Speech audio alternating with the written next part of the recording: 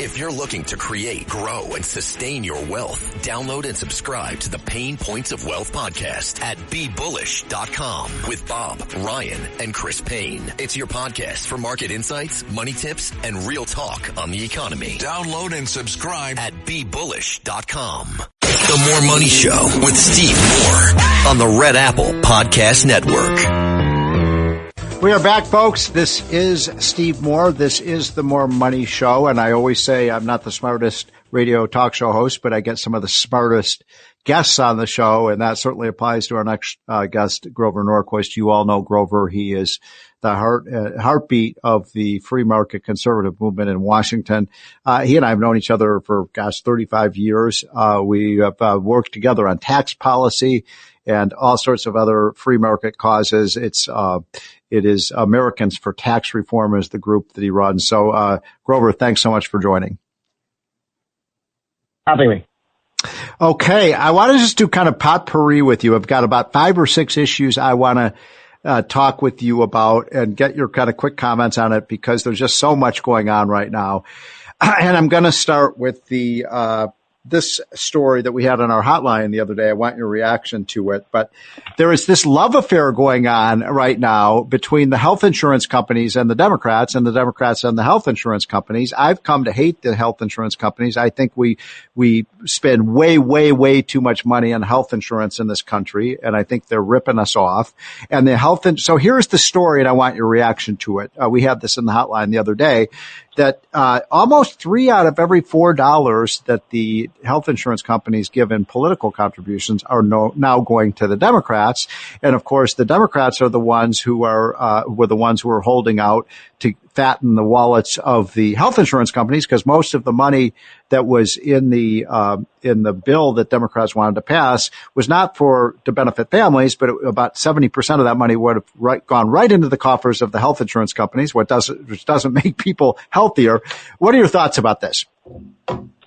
Well, it's understandable. The insurance industry opposed Bill Clinton with Hillary Care. And the Democrats decided these people, this is what beat us, the insurance companies. Mm-hmm. And so they said, what would it take to get the insurance companies to switch teams? Right. This is exactly how Britain got government run care. Yeah. When they were discussing that, they said all the dentists, all the doctors are against the national health, the idea of a national health service, the government monopoly on internists, doctors, and the bureaucrats. And when one of the left-wingers organizing this was asked, how are you going to overcome the opposition of the doctors? He said, we will stuff their mouths with gold. Mm-hmm. We will stuff their mouths with gold. And this is what the Democrats have done. They have made it very profitable to the insurance companies. And the insurance companies evidently kick back a great deal of money as this circles back to the Democrats. And insurance companies should be doing what they were looking to do down in Florida, where Governor in Florida did court reform. DeSantis did court reform, and the insurance companies, not health, but general insurance companies, saved so much money that they dropped prices and gave people a rebate.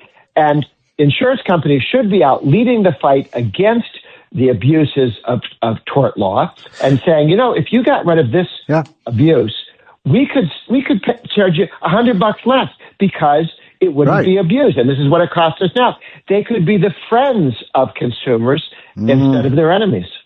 Great point. And so, you're right, because trial lawyers and health insurers are probably the two biggest advocates of Democratic candidates because they get handouts from government programs. So we're also joined, by the way, by another close friend and ally in the free market movement, Peter Roth, who works with me at Unleash Prosperity as our political expert. So, Peter, I'm going to toss this next. And used to work with Grover at American. I know. It's a symbiotic relationship here. Grover's point is well taken, and there's another thing the insurance company should have embraced, and that was a proposal by a guy who was a friend and hero to all of us, former House Majority Leader Dick Armey from Texas, who proposed many years ago changing federal laws so that the insurance companies could offer you lower premiums if you agreed to sign away your right to sue for pain and suffering. You know, all the extraneous stuff that the lawyers add on to get rich, and that you could own. Would have to pay for actual damages. So hospital bills, somebody got hurt, lost income, damage to a vehicle. They'd have to cover all that. But the $3 million because somebody felt bad.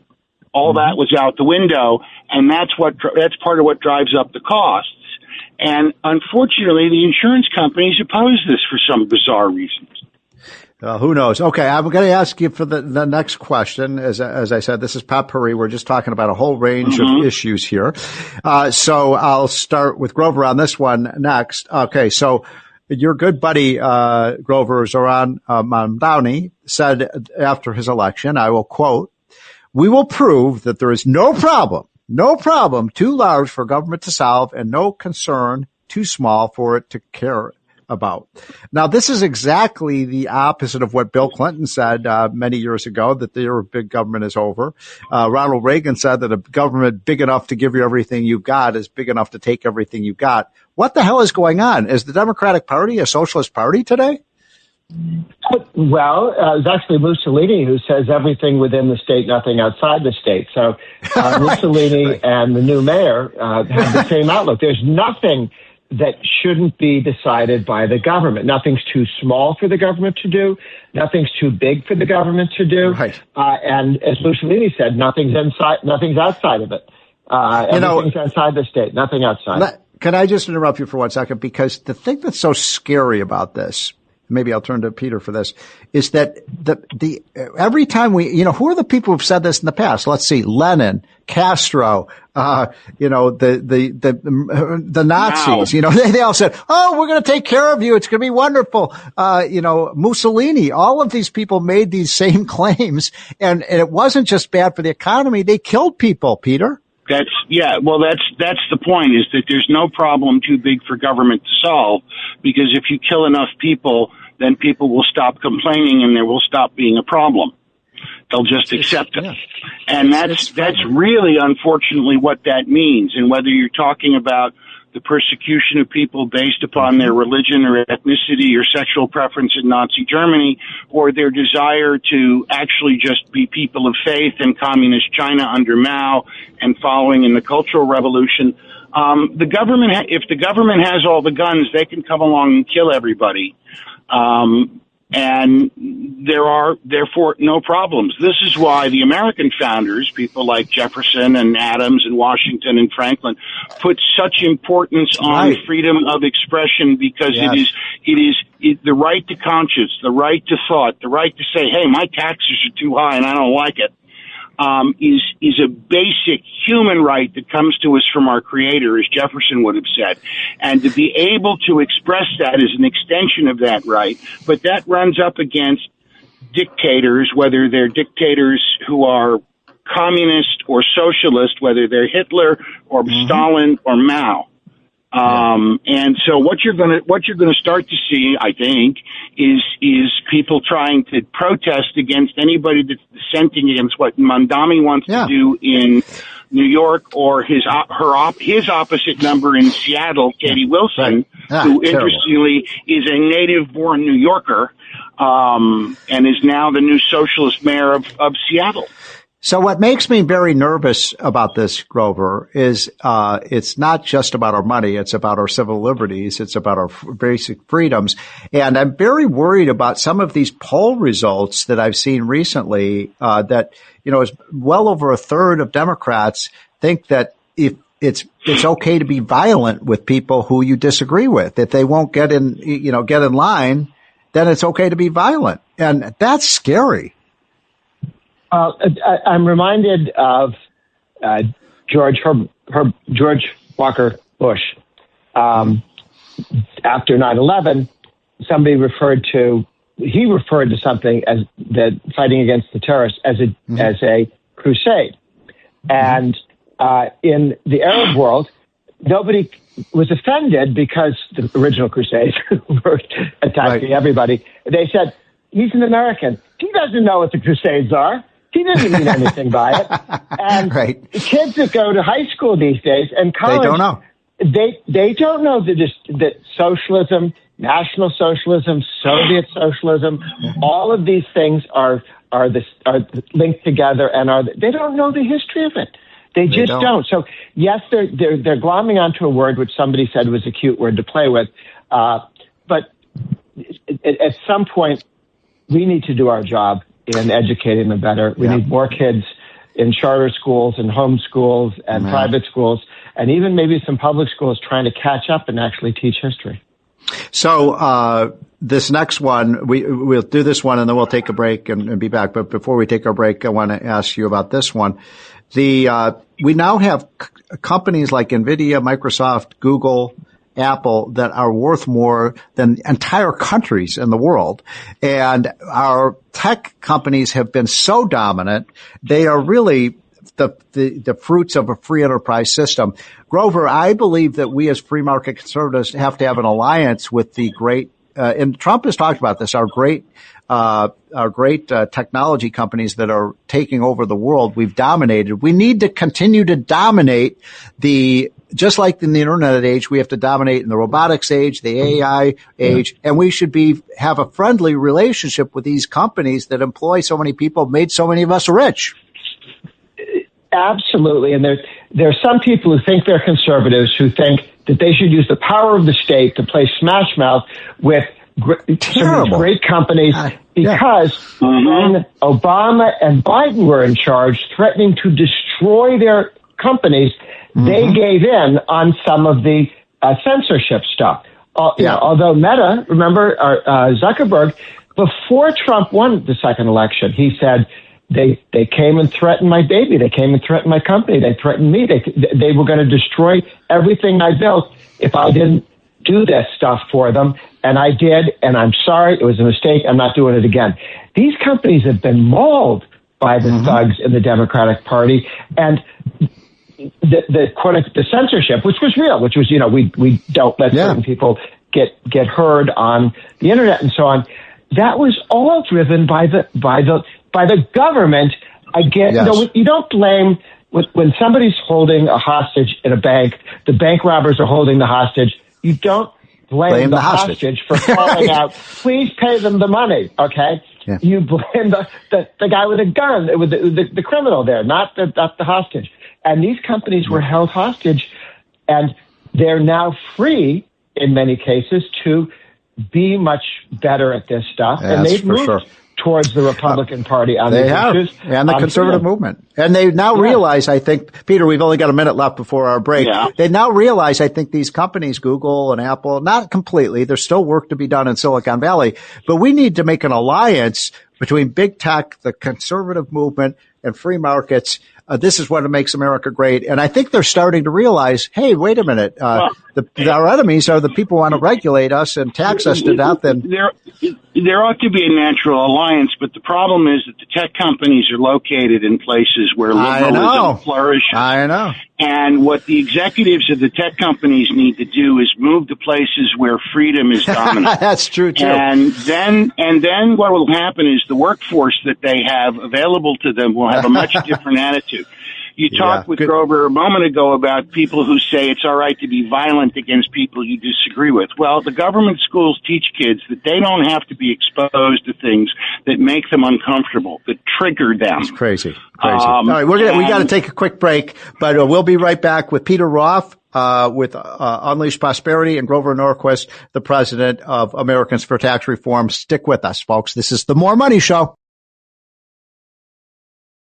Welcome back, folks. This is the More Money Show. Hope you're having a wonderful weekend. I have two of the smartest guys I know about the economy and politics. Peter Roth, who works with me at Unleash Prosperity, is our political guru, and the great Grover Norquist, who runs Americans for Tax Reform. Okay, guys, again, we're going to go speed round.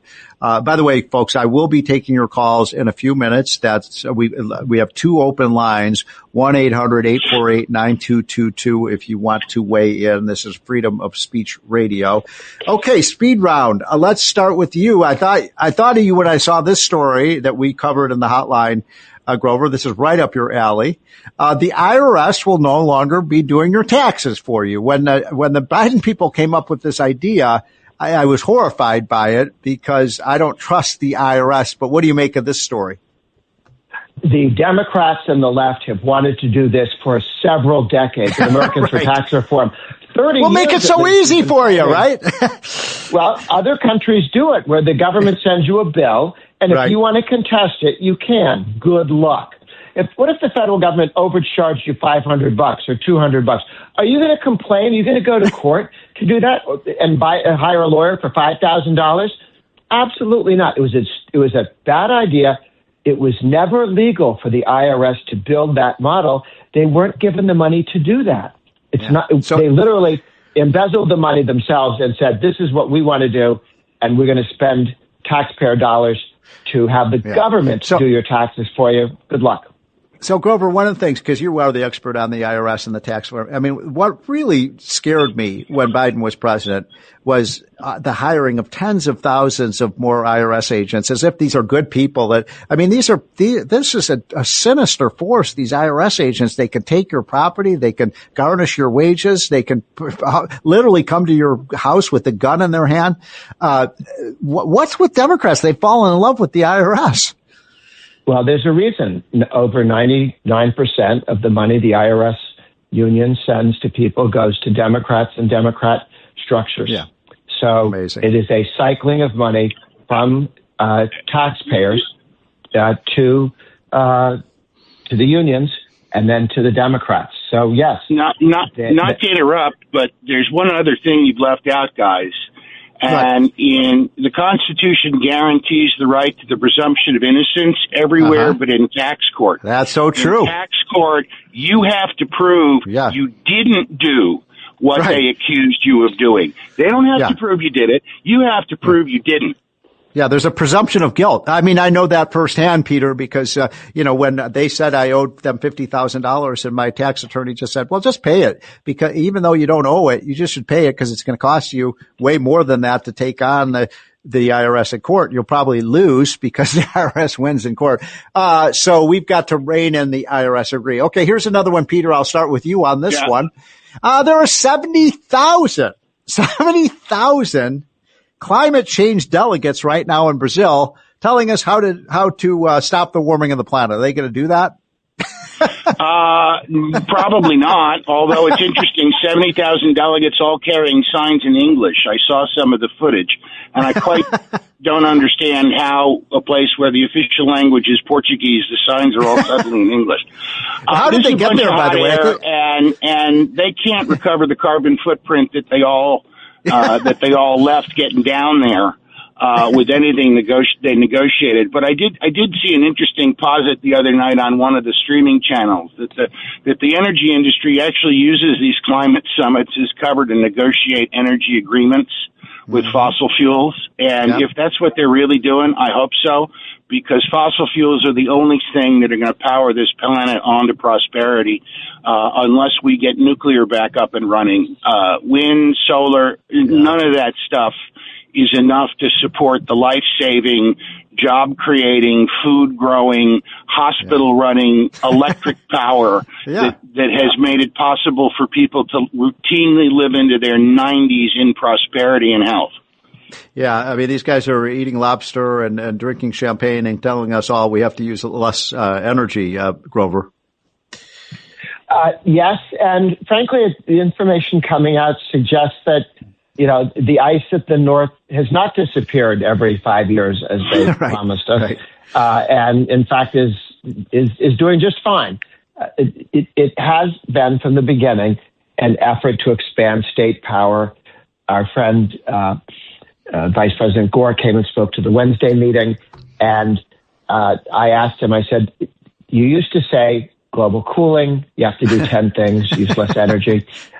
Then it was global warming. It was the same 10 things that solved global warming that would solve global cooling. Then it was climate change, same 10 things, ride bicycles, use less energy.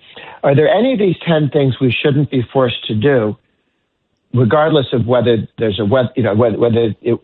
if there's no climate change, would you still insist on these 10 things being done? Before I finished that sentence, you said, yes, they should all be done.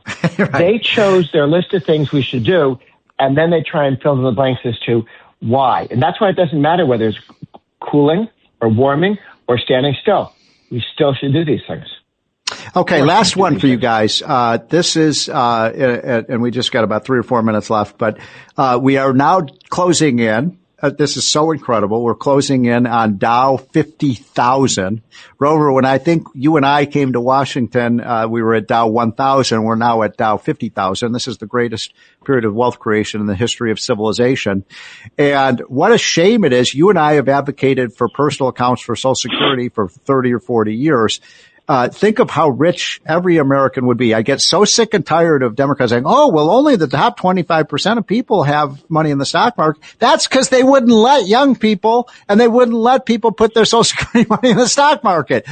So when are we going to do this, Grover? Because it is a shame. We would have a nation of millionaire pensioners if we had done this and let people by their choice put 12% of their paycheck into a personal account that's invested in the stock market. Social Security makes everybody poorer over time. It does. Yes. And the wealth gap that people talk about is because lower income people have their money taken from them and put into the government, which actually doesn't invest it. They just give it to your grandmother the next week. You're right. If people instead had a 401k, IRA, and the government said, you have to put 12% in because we don't want you to show up at 65 and say, I forgot to save for my retirement, you would have $1 million in the bank and you could live off of the interest and so on of what you were creating. It would make us richer. There are other countries, Chile, for instance, which do that. Well, I mean, Peter, the big lie here at this point is if we'd had private accounts when I entered the workforce in, let's say 1984, we'd had so many people with so much money that we'd be able to pay for the people who showed up and said, hi, I'm sorry, I forgot to save. Hey, no, it's true. I mean, look, our study shows, Peter, that if even someone who made their minimum wage their whole life, and there are not too many people who fall in that category, but even if you just made the lowest possible salary every month you worked, you would still you'd be getting a benefit 2 to 3 times higher, and you could say you could leave $1 million for your kids. I mean, what a missed opportunity. And you find all this stuff out in the Unleash Prosperity Hotline. How do you get the Unleash Prosperity Hotline, Steve, which is free to everyone who subscribes and always will be free. But how do you get it? There you go. Folks, go to unleashprosperity.com and click on Hotline and you can get it for free. Well, Grover and Peter, great stuff. Thanks so much. We have to do this again soon. Appreciate you guys coming on. Now let me turn to some of our callers before we have to take a break. I'm taking your calls for the rest of the show, folks. So we need more people to call in. We have 1 or 2 open lines, 1-800-848-9222. Talk about any of this stuff that we've talked about for the last hour. I believe Mike has been waiting patiently on the line. Are you there, Mike? I am here. Hello? Yes, you're on. All right, Steve. I know the president is trying to improve the economy from the effects of the big, beautiful bill to replacing Fed governors to lower the interest rates to now potentially giving tariff rebates to citizens. Aren't those all going to contribute to inflation by suddenly improving the economy, which is what he's trying to avoid with this word affordability that the media and the Democrats are using? Will they be butting heads with each other in counterproductive ideas? How do we achieve one without throwing a bone to the other is my question. Okay, thank you great for question. your show. I appreciate it. Yeah, thank you so much, Mike. Good call. Great question. Thank you so much for calling in. By the way, we have 1 or 2 open lines at 1-800-848-9222 if you want to join the conversation. So, Mike, great points. Let me take some of those things on that you said. First of all, I agree with you. The tariffs probably do lead to higher inflation at the margin, and that's why I'm not a big fan of tariffs. And I know our callers sometimes get angry at me because, if everybody has different opinions on this, but I do believe, look, if 50% tariff on coffee beans that come in from, say, Brazil or Colombia. And then guess what? The cost of coffee, when you go to Starbucks or go to the grocery store and buy a bag of coffee beans, you're going to pay more for it. And the studies show that. So yes, you're right that tariffs probably do contribute somewhat to the inflation, although inflation overall is still pretty low in this country right now. Now, but I want to address something you just said because, by the way, I do not like the idea of sending everybody a $2,000 check. You're exactly right. That would just be inflationary. It'd be a wonderful thing if we could just print money and make people rich. That doesn't work. But the idea that growing the economy is going to make inflation worse is something that the Fed believes in, and they're completely wrong. And I know many of you have listened to the show over the years know I've said this 100 times, but if the economy produces more apples, as Arthur Laffer would say, the price of apples goes down. When you produce more goods and services and you put more things on the shelves, then the supply of things goes up and their price goes down. I think a lot of the people at the Fed have that exactly backwards. It is not true. We want to produce more, and that means we're going to be more productive, and we are going to pay lower prices, not higher prices. I think we can squeeze in one more caller before the break. Is Sal on with us? My call. Yes. Steve, I would just like to make a statement. You said that one of the reasons why couples don't have that many children is because they can't afford a home. I would like to also say that another reason is because they bought into the lie of global warming. Yes. And I would yes. Also, yes. What do you think about You're that? right. You're right. I'm sorry to interrupt you, but keep going. You're on a streak here. Yeah, I would also like to say, what do you think about us getting rid of abolishing the IRS? It's an unconstitutional organization that takes all our money that we hardly earn.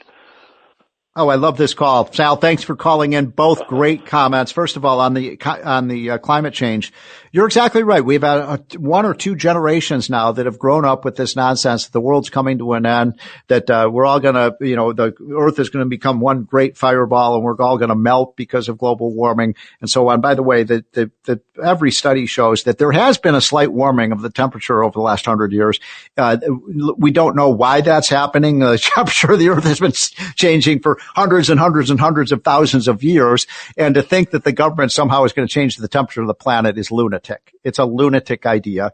And it's all about just having the government take more control of the economy. But my point is, if you actually believe this, if you actually believe that we have 20 years to fix this or we're all going to die, why would you want to bring children into the world? Why wouldn't you just be so depressed about the future that you're facing as a young person? Well, for the young people listening, it's all a lie. Things are going to be fine. Of course, we want to protect the environment. The way to do that is better technology by becoming a richer country. As we become richer, we spend more money on environmental improvement. Most young people don't realize that the amount of air pollution, water pollution is far, far less today than it's ever been in America. We have the cleanest water and the cleanest air we've had in 100 years. Most people think just the opposite because they've been indoctrinated by our schools with exactly the wrong message. Okay, we're going to take a quick break, our last break, and when we come back, the next 12, 15 minutes is all for your calls. 1-800-848-9222. This is the More Money Show. So far, we've had great callers. So if you're smart, if you got something intelligent to say, we want to hear from you. 1-800-848-WABC is the call-in number, and this is the More Money Show. Thanks for listening to More Money with Steve Moore. You can hear More Money with Steve Moore Saturday afternoons at 1. If you like the podcast, share it with your friends and listen anytime at WABCRadio.com and download the WABC Radio app. Hit that subscribe button on all major podcast platforms. Plus, follow WABC on social on Instagram, TikTok, Facebook, and X. See you next time for a new episode so you never have to wonder, what the heck is going on here? If you're looking to create, grow, and sustain your wealth, download and subscribe to the Pain Points of Wealth podcast at BeBullish.com with Bob, Ryan, and Chris Payne. It's your podcast for market insights, money tips, and real talk on the economy. Download and subscribe at BeBullish.com.